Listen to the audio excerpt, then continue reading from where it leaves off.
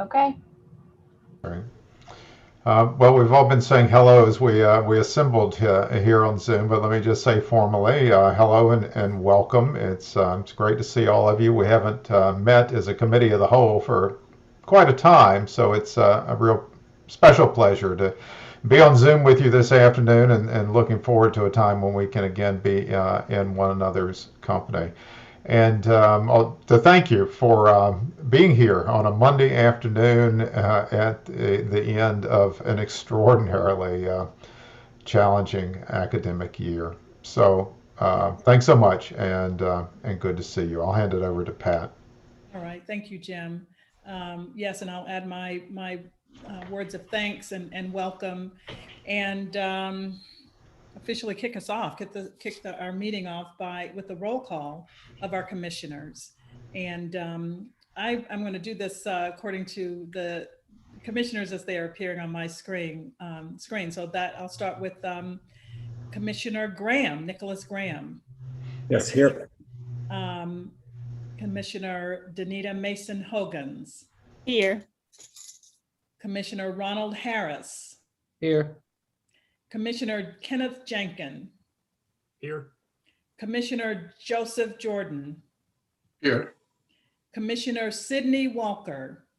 Here. And Commissioner Danita Horton. Present. Commissioner Jim Laludas. Here. And I am Commissioner Patricia Parker, and I am here. I will now entertain a motion to accept the minutes. We have two sets of minutes from both our February and our April meeting. And I know that those have been sent out to everyone. So if someone would give me a motion to accept the meetings, rather the minutes as presented into for your review. Is there a motion to approve? So moved. Thank you, Danita. And is there a second? Second. All right, thank you, Joseph. All in favor, please raise your hand. Thank you. And I see your hand, Sydney, and Danita. If there are any objections, please raise your hand. And so we have the unanimous approval of the minutes from February and April. So I'll turn it over to you. I think we're going to have our agenda posted here.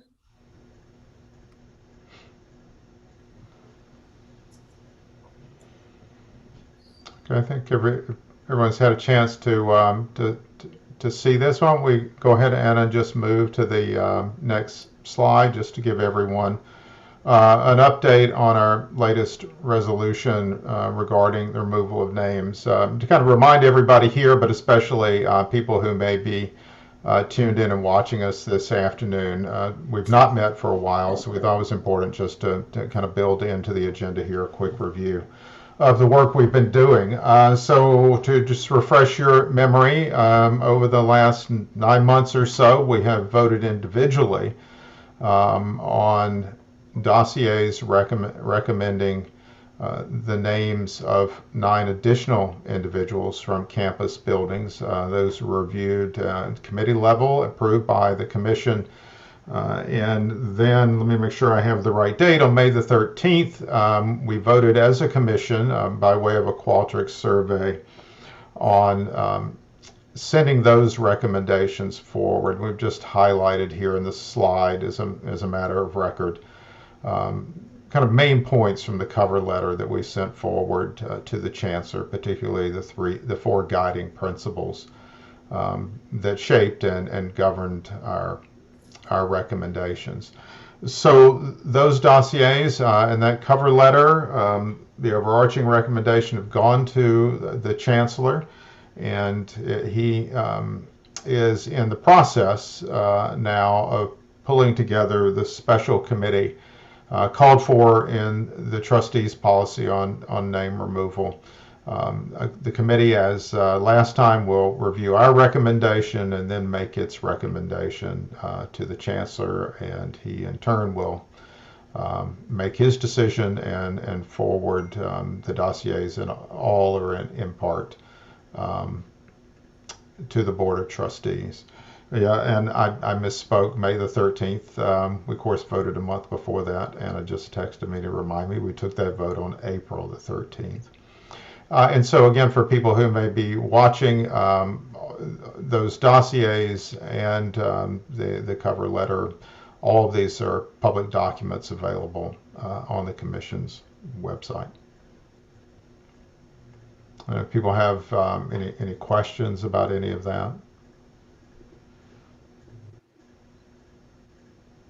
Okay, great.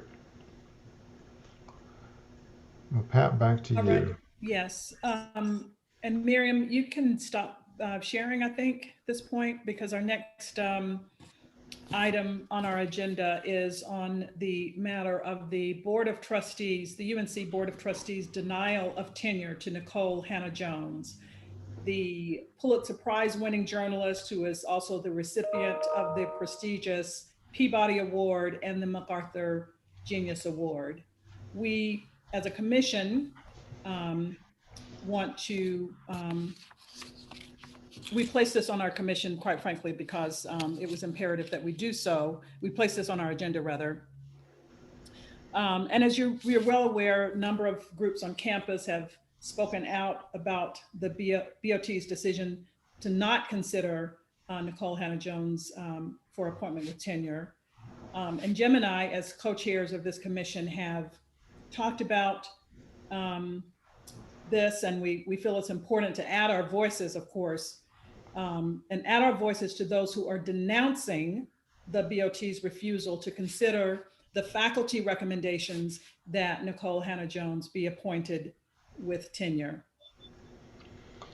And we think this is important for us because this commission has a particular standing, and Pat and I, both believe a particular responsibility to address the issue because it's clearly connected to race. It's clearly connected to the criticism of the 1619 Project and to the work of historical truth-telling that's at the heart of our charge as a commission and at the larger work of racial reconciliation and healing and repair. I think it's fair to say that, in effect, the trustees, by their action, their inaction, have recruited this university to the ongoing project of historical denialism concerning the centrality of race and racism to the story of our nation's past and also to the contemporary life of our nation, our state, and our university. So for all those reasons, we wanted to bring this here to you today and to hear your thoughts and ask for your counsel on this question of speaking as a commission to the trustees' action. Yeah, so we want to open the floor to those, the rest of the commissioners to give your input. And the thought is that we'll be releasing a statement. So we definitely want to have your counsel and your input on that.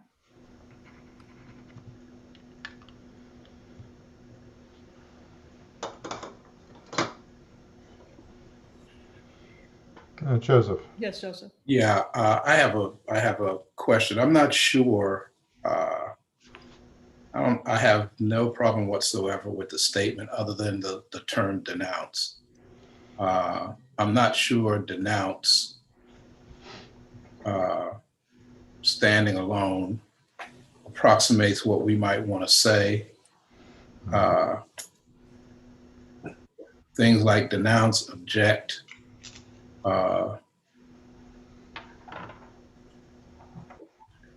can't think of any other terms that we might want to use, but I don't know if it's simply a denunciation of the decision, and whether we also want to recommend that the decision be overturned, which to me is the more important element and aspect here. But I'm just trying to figure out that the sense of the letter is conveyed with everything you said, but the denunciation seems to be kind of a not to not to demean your sense of what to do, but I'm not sure that I just want to denounce it, if you will, if you see what I'm saying. Of course, Joseph, just Yeah. to be clear, no statement has been written. Those were just words for opening the discussion. Okay, well, those words, Want your input in that one word. don't want that word to be in there, or you want? Well, I'm trying to think of another word that fully conveys. I mean, if that's what if we feel we just want to denounce the decision, then abhor. Well, even that, I'm trying to think of something, Ronald, I'm trying to think of something that's more action oriented, if you will, as opposed to denounce, because to denounce it gives a sense of how we feel about it. To say something about what we want done is a little different. Yeah. Okay, so that's a heck of a word to look for, Pat. I'm not sure what word that would be, but I hope you understand what I'm getting at. I agree with everything else, the sentiment, the approach, and all of that. It's just that notion of denunciation. Well, I like actually where you were going with that, to say a recommendation. No, so I definitely agree. To overturn the. I'm not sure how you overturn an inaction, but that's basically. But I Joseph on that, like, to be able to ask for a recommendation. I'm not sure what other. Well, it's a pocket veto. I mean, in a way, it's kind of a pocket veto. And that's a strategy also. So, I mean, I see you guys thinking, so let me be quiet and hear what you all are thinking.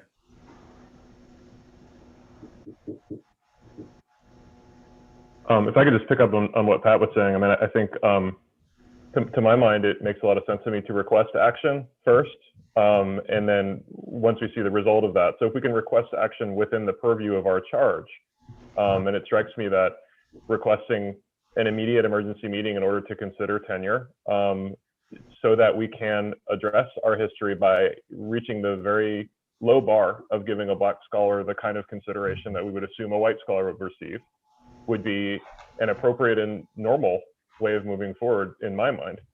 And then if the failure comes to do so, we can then consider how to respond to that. But as you said, Pat, part of the challenge is getting our heads around the significance of the inaction, which is harder to process maybe than if a clear and public decision had been made. I would agree with that and just add that, I would agree with that and add that with the request for an action or a review for tenure, I think we also request transparency about the process that has taken place up till today. Well, I'd like to offer some words. First of all, I have to say that in all of the reading of the news articles and coverage of Nikole Hannah-Jones being so disrespected, I have not seen very much coverage about the support that she's gotten from the local community. I've heard about the campus community, I've heard about the faculty, I've heard about the students, I've heard about the staff. But those of us from the local community also showed up and showed support. And that's important in the context of this commission, because we're studying race and we're studying its effects on people who have been here for 232 years.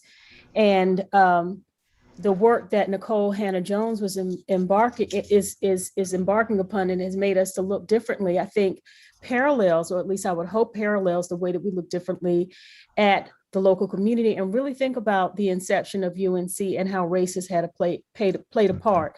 So I don't think that's a small omission. I would just like to say for the record that I think the community could use a little bit more love and recognition for supporting Nikole Hannah-Jones and standing for that. And I'd also like to say that I don't understand university workings as well, but so I guess maybe it's a question. So if the Board of Trustees had an inaction, could we not propose an action? Could we not, could we not have like a vote of confidence and then recommend that we revisit this whole notion of not giving her tenure? I don't know how that works. And so maybe some of you guys who know this stuff a little bit better than me can explain it. I think that was some of the issue, is that the process had been followed all the way to the end. And then we kind of got this roadblock or this silence from BOT as far as, recommending tenure. It had gone through all of these processes back in April, and this has happened for all of the other faculty that were considered for tenure. And so I think that's part of what is so egregious about this, is that all the right processes were followed, all the boxes have been checked, and then we kind of get to this end point and we just put the stamp of approval and move on, and we got this halt all of a sudden. Yeah, I mean, they're playing with the legalism here. I mean, it's back to Joseph's point of a pocket veto. I mean, if you heard the chairman of the board's statement afterwards, he said, let me be very clear, we did not deny her tenure. We never reviewed a recommendation. So basically what they said is, we're not going to address it. So then my question is, if they said, well, we just didn't have anything to do with it, basically that was with the department, could we have those conversations and then have them to make a decision on it? I mean, they control their agenda. Yeah, Okay. they do. And that's the ultimate form of power.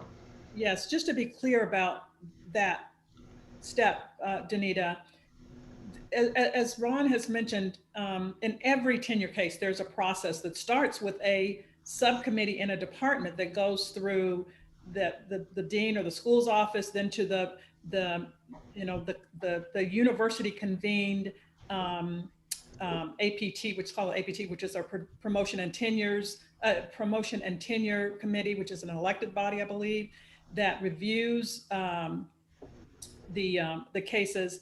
But the last step is to have those recommendations go to the Board of Trustees. So the decision to deny the inclusion of that on the agenda, this is where a denial is absolutely there. There is someone denied the inclusion of that last step going forward. Okay.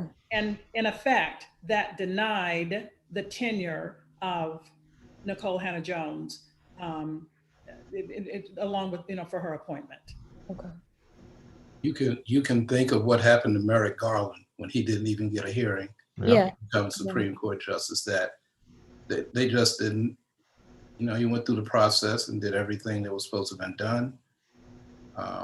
Had the hearings in the Senate, and not, he didn't have the hearings in the Senate, but that's what would have gotten him through that last step. Let me say this, that when I talked about using action terms versus expressions of our discontent, I wanted that to go throughout the entire process. And what I didn't want is for us in any way, one of the issues that I often have is that our response reinforces the notion that we're powerless, and oftentimes that's what comes out of these presentations. So the idea of saying quite directly that, number one, that the process needs to be allowed to play through as it would in any other tenure case, that that by rule, if nothing else, each individual that we put forward should have that courtesy done to them. And then if they then decide to deny it, then there would be a way of contending that. But this actually short circuits that possibility. You can't contend something that has never happened. And that's what I think is part of the strategy here. So pushing them to, or saying that this needs to be done, it needs to be done immediately, it needs to be done according to the rules, and not because the rules have been circumvented by some sort of tactic that comes out of, I was going to say the Jim Crow era. Arguably, we're still in it, but anyway, that comes out of that. But I think that everything we do has to be oriented towards reinforcing the notion that, number one, we aren't powerless in this particular instance, and that action steps are called for at every phase. Can I just say how much, first of all, I appreciate Jim, your and Pat's leadership on this, and I definitely appreciate the strong, clear words that you used here.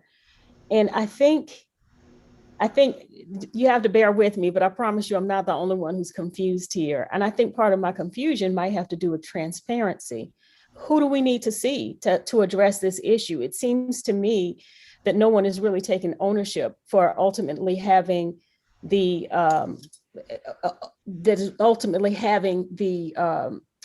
issue put before the board of trustees. So I would think that, like, one of the things that we would need to know is who is responsible for this decision, and then be able to. I really, really like what Joe Jordan said. I mean, I do think that we need to counter it with an action, and I don't think that we need to let this be the last word. But who do we need to see? I don't. That's the part that leaves me a little confused.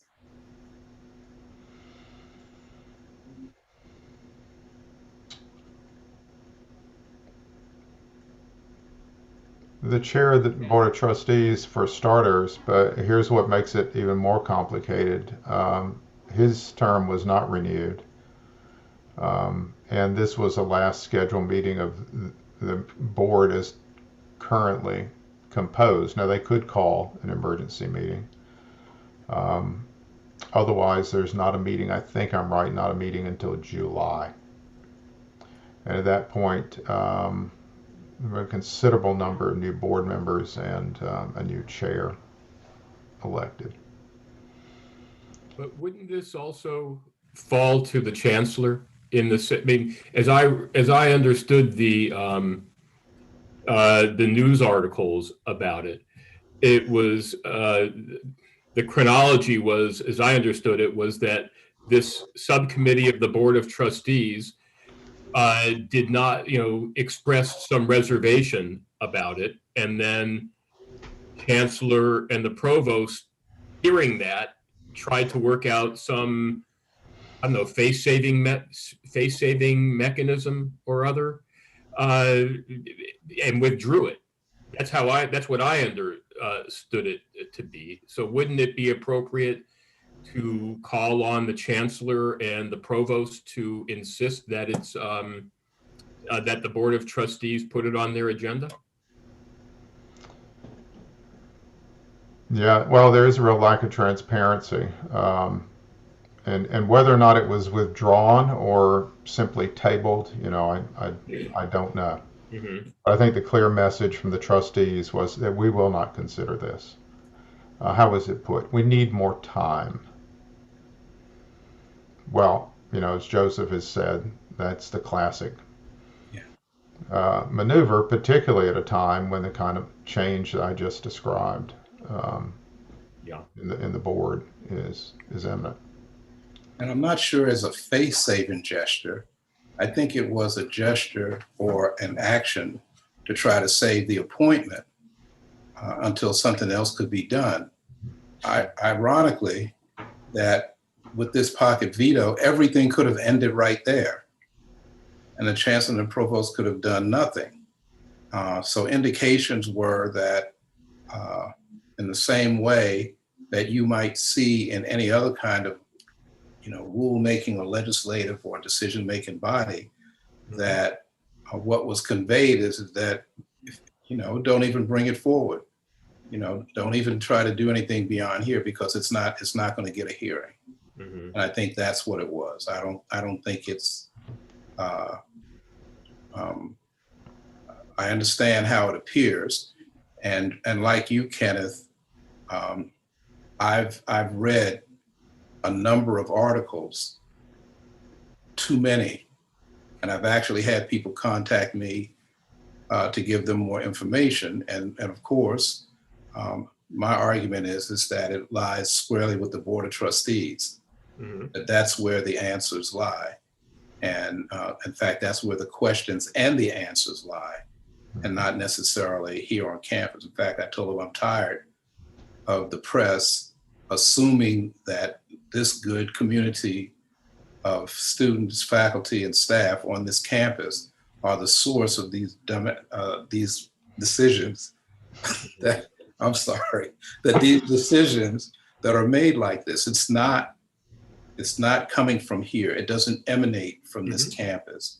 It emanates from, if you read Ta-Nehisi Coates's analysis, which is one that I share, that's what's happening. And it's not just happening here. Yeah.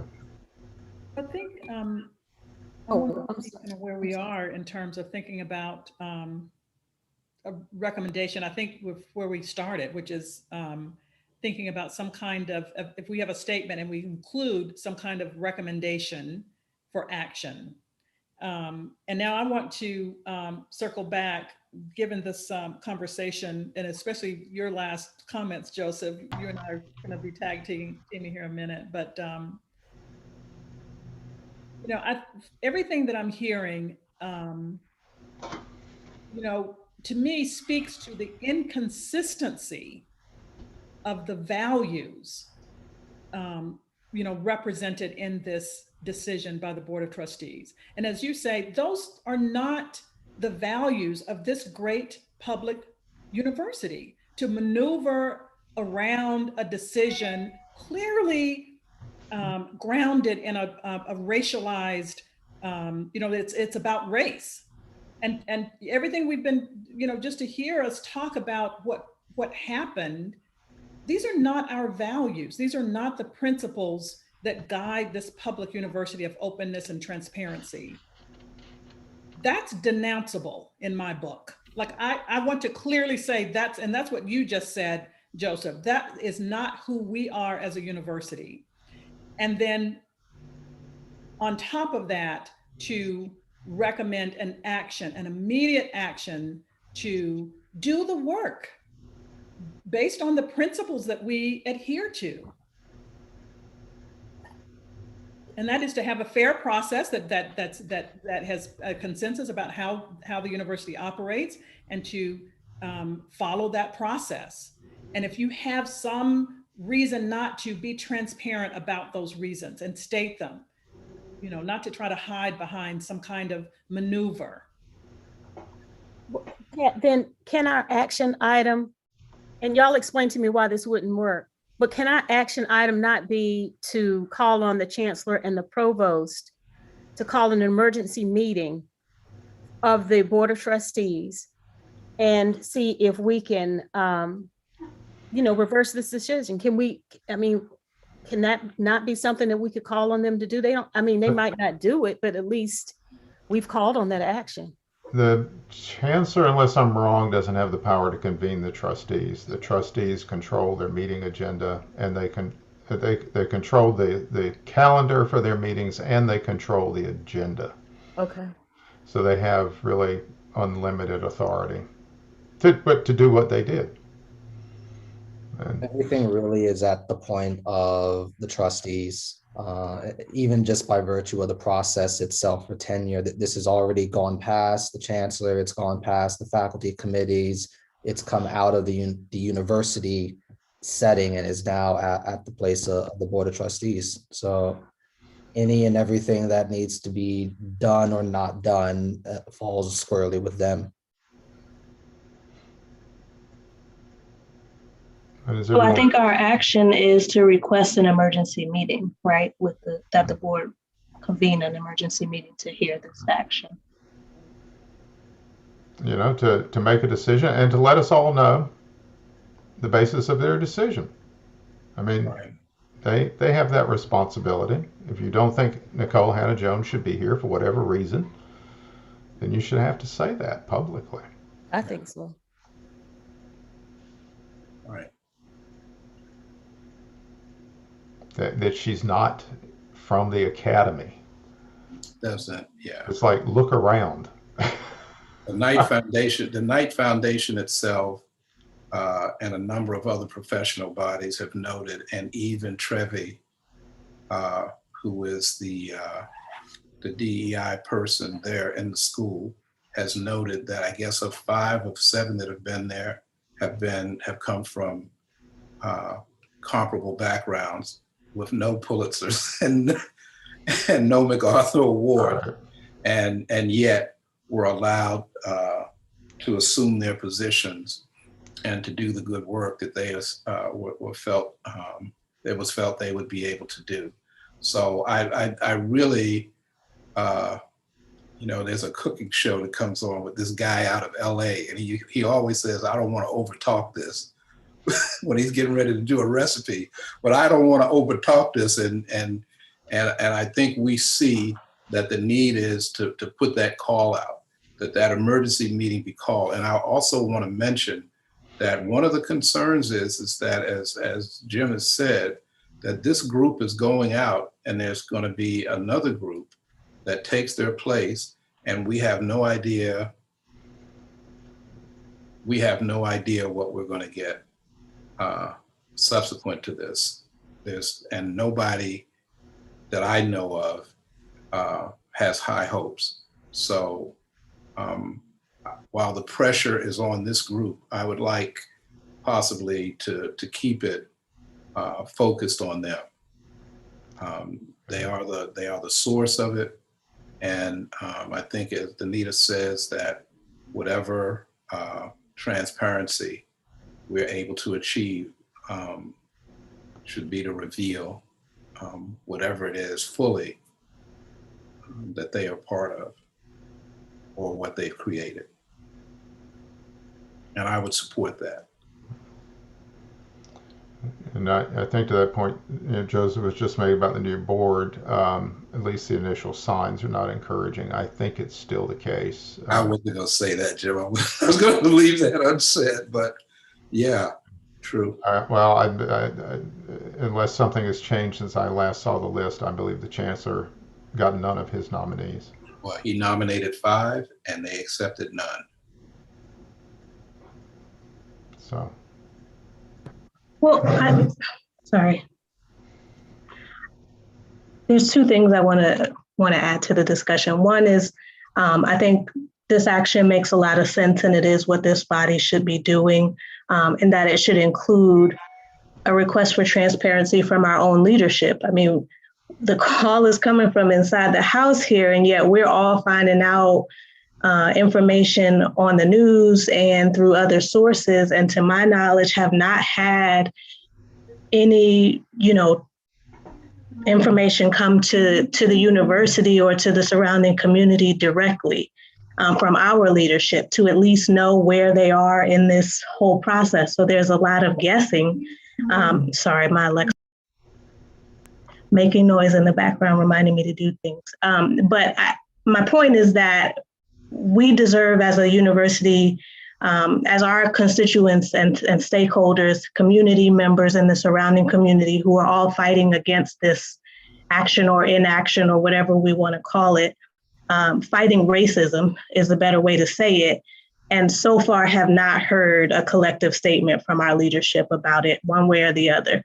I know that they've spoken to the press, although I can't find a comprehensive overview of what happened in that press junket. But so I think that's one thing we also have to request, is that our leadership tell us what's going on from their perspective. And I understand it's a personnel matter and there's only but so many things that can be shared, but something has to be shared. The whole world is watching us yet again. But I think the second piece is a part of what I consider our duty as the Commission for History, Race, and a Way Forward is to be telling the story of how things like this happen, how often they happen, how they have impacted our institution and the national landscape. Because to Danita's point earlier, a lot of people don't understand these processes. They don't understand how the Board of Trustees works, how our leadership fits within that process, how the Board of Governors fits into all of these conversations. And to Jim's last point about the nominations not going through from the chancellor. Again, another process that most people don't understand. But much of it, as we know who have been following it, is steeped in racism. And so if we don't do a better job of informing all of our stakeholders about what these processes look like, we have no mechanism to break them down. So I think that is a part of our responsibility as a commission that focuses on history and race. I wholeheartedly agree. This is the systemic part of the systemic racism. And when a lot of times there's the hesitancy or confusion as to what that means and how do we, operationalize that or describe it for individuals. This is an example of that. And I agree that this would be something that falls well in the purview of our commission to explain, why this is a pattern and historically has happened, in addition to, the very overt incidences of racism in our country, and that has passed through history, the very somewhat subtle or very convoluted or things that happen that we don't always see or understand. This is another example of that.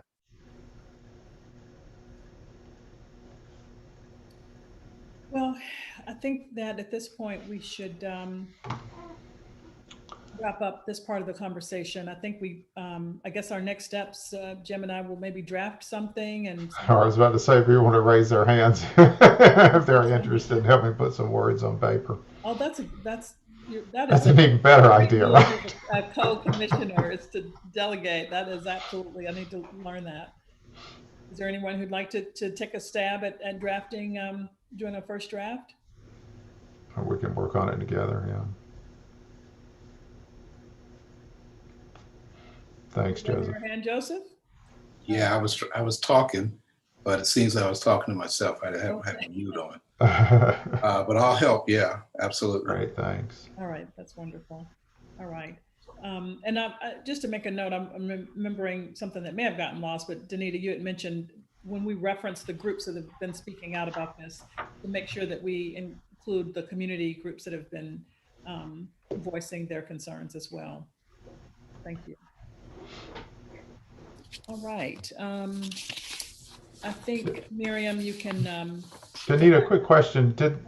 And Donna, has a local chapter of the NAACP made a statement, Donna? Or she may have had to step. I may have lost her for a minute. I think I saw one. Actually, no, that was from the Black Caucus. I'm sorry. Okay.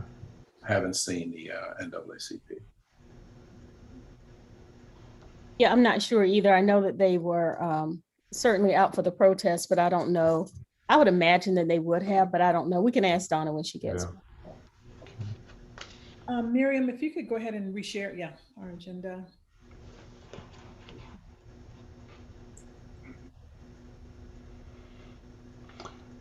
Great. Well, if we can just go ahead and have the next one. Again, Pat and I just wanted to take the opportunity, since we haven't met for a while and haven't met since that last meeting as a committee of the whole with turn of events, just to kind of review where we are and to begin thinking about moving forward. Again, the material on this slide is really just as a matter of record.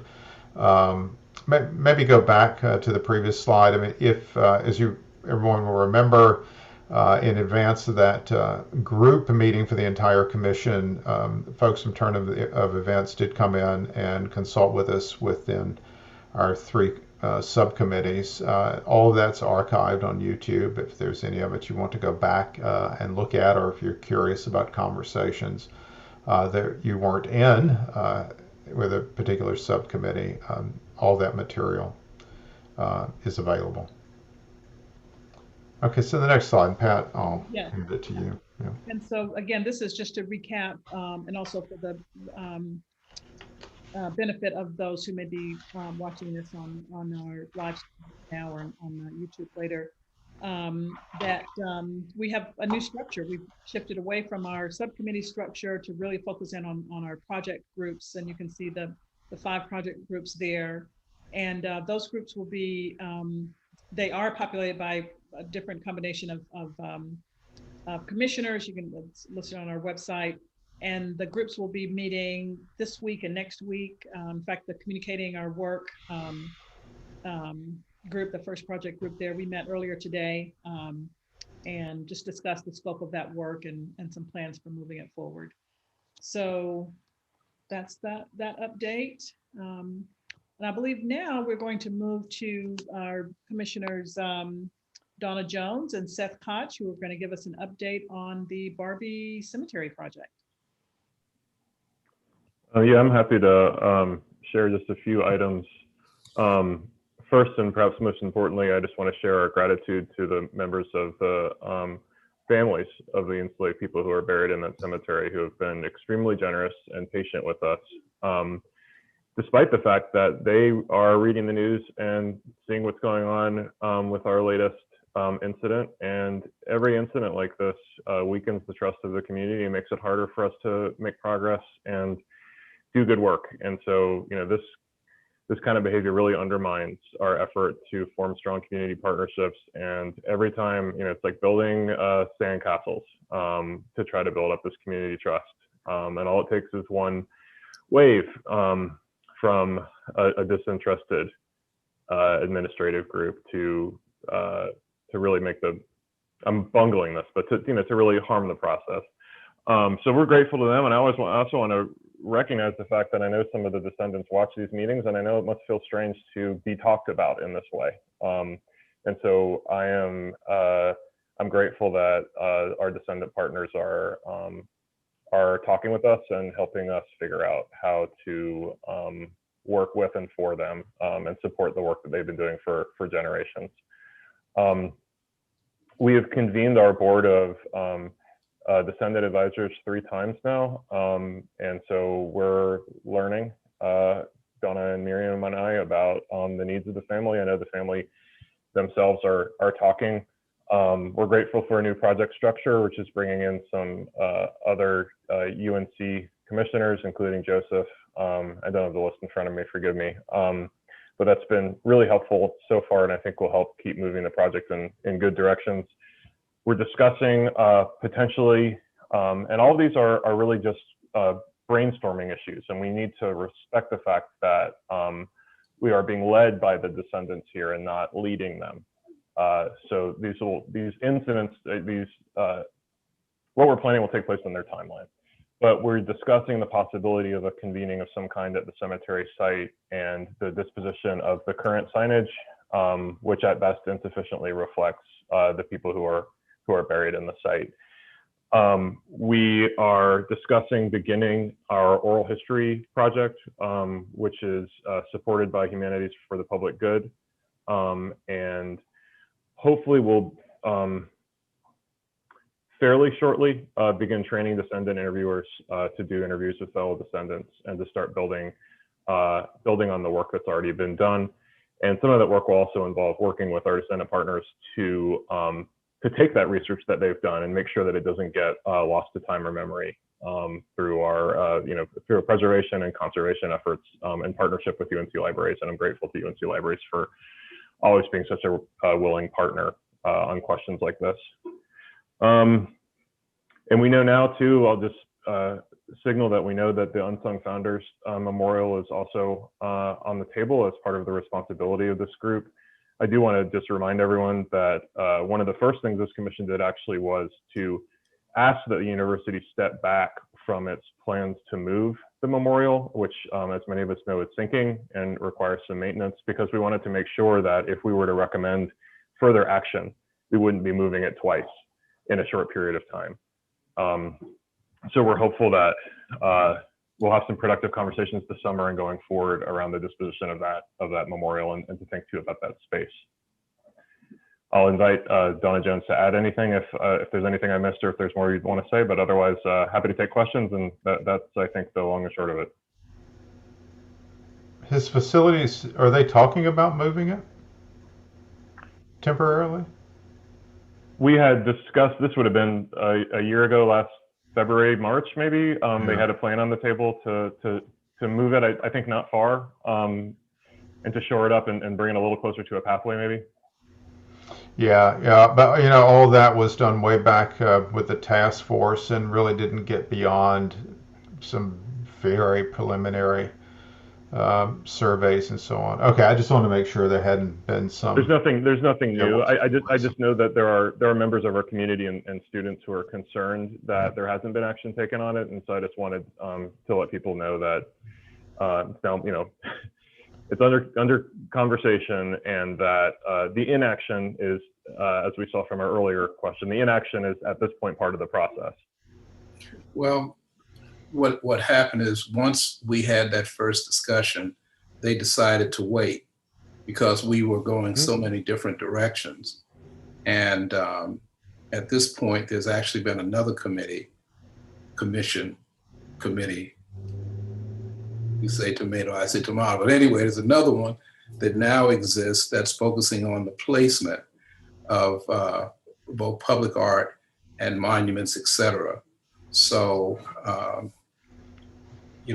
like I said, this doesn't necessarily clarify things, but I do know that Anna Wu and Evan were reluctant to take any steps to do anything once they saw that we had different ideas or possibilities for what's to be done. I think what Seth's saying, though, is important.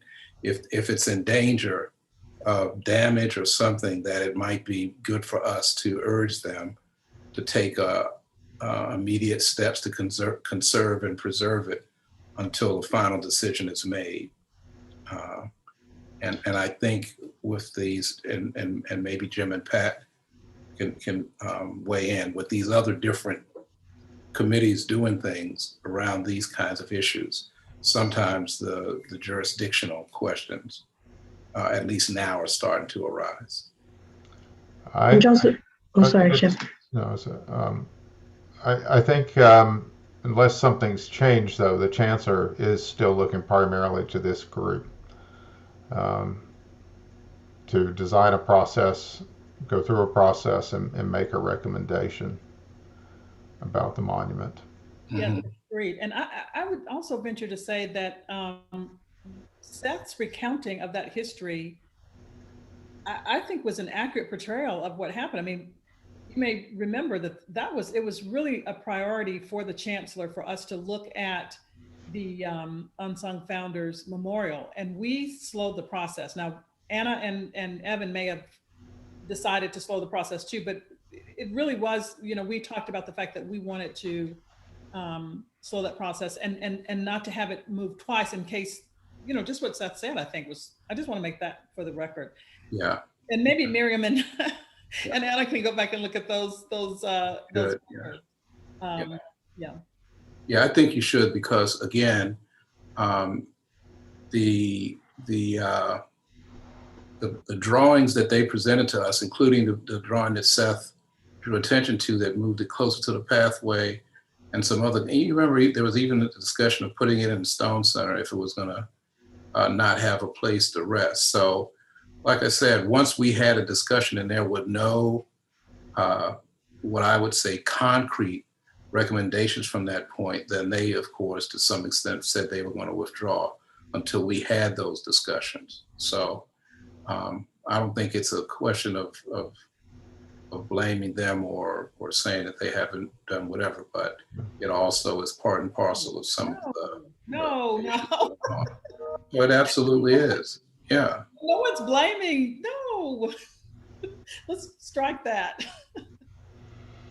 Yeah, and those drawings were drawings from the landscape architect, the task force. Right. Engaged, way back in 2018, 2017 or so. Right. Well, what this shows me is that I certainly need some clarity on going forward, what our particular charges and what our jurisdiction is. And I wasn't able to attend the meeting when we reorganized these groups, and so I might be asking an obvious question that's been answered. But if we it sounds like we need some clarity on just what our job is here from the chancellor or maybe from Jim and Pat or whoever it is we need to be asking. Yeah, I was just going to ask the same in terms of this other committee that works on these particular things. What is their charge and what is ours, and how do they overlap, if at all, just to make sure we're not spinning wheels, doing the same work. Yeah, I think their job maybe is a little more forward-looking. There's kind of long-standing problems with the processes of commissioning and locating, works of public art. But again, I think unless something has changed, I think we're right, aren't we, Pat? That the chancellor is really looking to us. I mean, here's a place where getting on the other side of the pandemic and being able to do some meaningful engagement and conversation with the community would be enormously important and helpful. I mean, that, to my knowledge, didn't happen when the memorial was originally conceived and designed and installed. Yes. And, and clearly, Anna Wu and her team are partners in this with us as we kind of think about, going forward. Well, the thing to also recognize is that the other committee that I'm talking about is advisory to building and grounds. They are not separate from, and they can't make any decisions at all. They are just simply advisory to that group. And I'm on that committee too. Mm-hmm.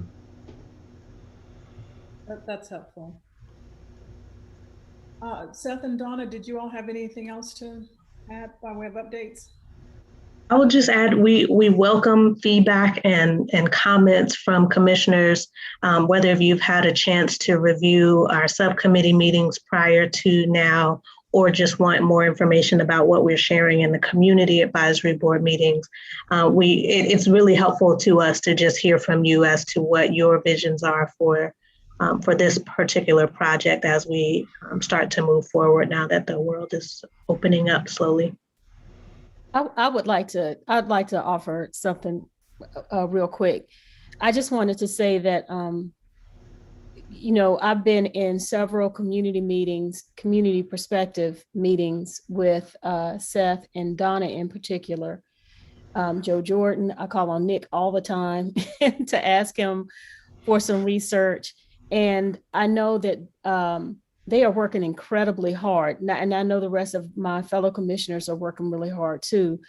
But it's a lot of work. It takes relationship building to build trust with the community who has been just completely disaffected for such a long time and is very suspicious and that trust is a very difficult thing to build. And so it requires people to stay after work. I think I actually met with the Barbie Cemetery committee, I think it was last week, and we met at like 5:30 after everybody, in deference to the community folks getting off of work and getting off the work here. And so I guess my question is, again, I don't know if there's money that is earmarked to supplement some of the work that these folks are doing, but I think I would like to know. I know there was some money that was set aside to engage on this work. And it just doesn't seem fair to me that these folks are committing themselves to this level of work without additional compensation. And so I would like to know what that, how do we ask about that? Who do we see for this check? Who makes those determinations? And is there money that's earmarked? Because I know the commission members are working beyond what I would think they would normally have to do just to build these relationships with the community members.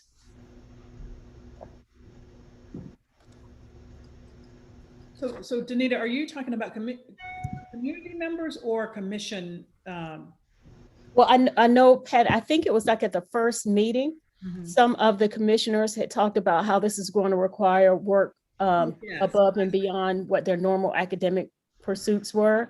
And I was just wondering if there was money. I don't know that we've revisited that conversation, but I think it's worthy in light of what work the commission, and of course, I'm going to advocate for the community to also receive funding, but my concern is for the folks that work at UNC right now. I see. All right, because as you were talking, I thought you were talking about the community members, which is a separate, yes, pot of money. Let's say that way, or protocol for sure. But those conversations are ongoing. I mean, okay. So.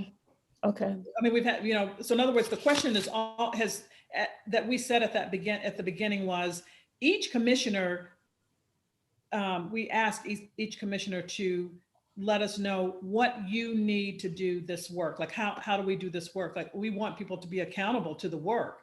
So having that conversation. So I'm not, Jim, do you want to add anything to that? No, no, I mean, that's my recollection of where that, we left that and asked people to approach us individually just because circumstances are Okay. very Okay. different across, across the group. I know that I have and have and really appreciated the. Yeah. And have others, really- but thank you for bringing it up again, Danita. Just make sure to Okay. remind everyone that, but people have been doing that. We've It's had an important point. All right. Thank you very much. Well, I think we're close to the ending of our time. I don't want to just cut things off entirely, but before we begin to go, just wanted to remind everyone that this is Miriam Chisholm's last formal meeting of the commission. And Miriam, we're so grateful to the extraordinary work you've done. There in South Building, often out of sight, but we would have not achieved much of anything without you over this last year. You've been absolutely indispensable to the commission and its work. So thank you so much, and we all wish you the best for your next adventure. Did you say she's going to Duke? Is that Well, what you all said? so Miriam she has accepted a research position at Duke, and she's currently applying to medical school. And if I could just add just to what Jim has said, I mean, Miriam has been such a vital part of our work. And, with her, I mean, Miriam, every initiative that you've worked on, you've brought thoughtful, inquisitive perspectives to the work. You're a brilliant researcher. No wonder Duke, stole you away from from here. But we just really appreciate and just such a beautiful person, inside out, in every way. And we're going to miss you as part of the commission. So thank you for all you've given to this work. Just adds to the fact that here we go again. We lost out again. Yeah, we're gonna have to have a little sidebar here with Miriam. And I see Miriam every day. Yeah. I see Miriam every day as I walk out the door. So the best we can do is wave at each other. But now I can still lock that door, man. Miriam, did you want to say anything? I just wanted to thank you all for your kind words, and also just the opportunity to work with all of you all. I've learned so much, and it's been great to help support this work and all the amazing initiatives you all are doing. And I'm excited to be able to sit back and watch all the amazing things that I know you all will accomplish in this next year and 2 years, actually, of the commission's work. Well, thank you so much. And I know that you've worked closely with Anna, and many of the words that I used were phrases that she was saying, we've got to say goodbye to Miriam. And so, but I think she said she didn't want to speak because she may lose it if she, so anyway, she's all right. Thank you, everybody. Just a quick update here that this is our last scheduled